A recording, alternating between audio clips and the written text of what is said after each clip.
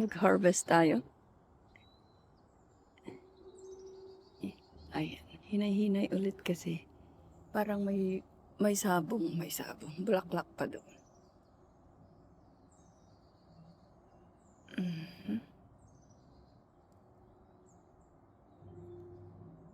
Cut kasi hindi pa ako kumuha ng gunting. Ayan. Some more. Diba? Ang ganda. Ang haba. That's why they call it long beans.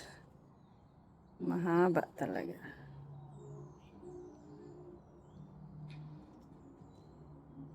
Yan.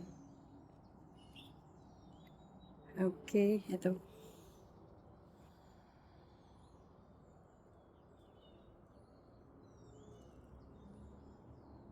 Okay. Some more up here.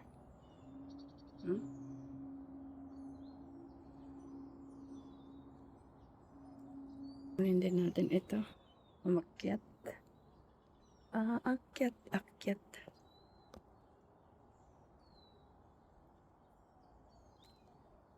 Tineturn ko lang siya kasi may tumutubo ulit siyang flowers. Para hindi masira yung flowers. And we can get more beans from them.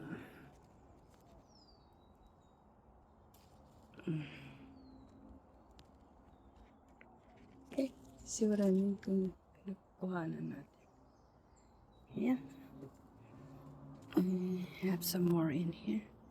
This is cucumbers too, but it's not. Hindi siya nagiging. Tapos kinaanuhan na niya yung sitaw.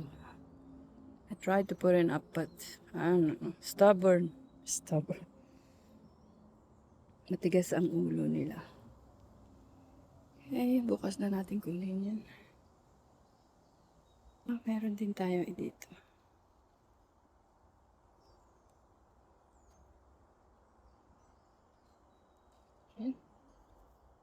Yun, ang ating mga sitaw. Ito naman, bataw. Sitaw, bataw, patani. Meron na yung patani. So, I have sitaw, bataw. Hindi pa siya namunga. I'll show you my patani. This is how much we harvest today. Diba? 2, 4, 6, 8, 9. 9. Tapos 10. 9 siya. Okay. I'll show you the patani. It's ready. This is my patani. They're going crazy. Look. Inovertake niya itong mga kahoy-kahoy yan.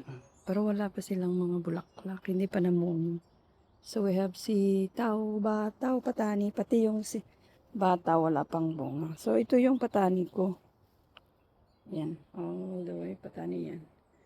Ayan, nag-overtake niya siya dyan sa kahoy. Dito rin, nag-ano-ano na siya dito. Ewan ko kung saan-saan na lang sila makarating later. Hindi ko na maabot kung dito sila mag-overtake dyan. Hindi ko na maabot. So, ayan guys, update sa ating garden. Patapatani. Okay. Papunta lang natin sila dito. Dito lang sila sa ilalim ng bakod natin. Kasi pag nag-over the bakod, hindi na atin yun. Alright? Yan. Tapos dito pa sa kabila. Napunta na rin siya dito. Patani pa yan.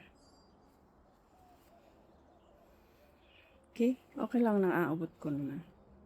Pero pag napunta na doon sa kabilang banger, wala na. Sa kanila na yun. Sabagay hindi naman nila alam kung ano ang patani. I mean, alam nila pero masyadong bushy. Ma-foresting na. Okay? Hinayaan ko na lang din. Ikakat ko na lang pag nag-harvest ako, pag namunga, sana mamunga na. Ikakat ko na lang itong kahoy.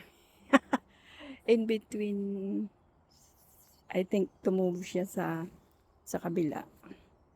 Pero we're in between our fences, so it's okay. I can just cut it. Alright. Thank you guys for watching. Mag-video ulit ako pag namunga na.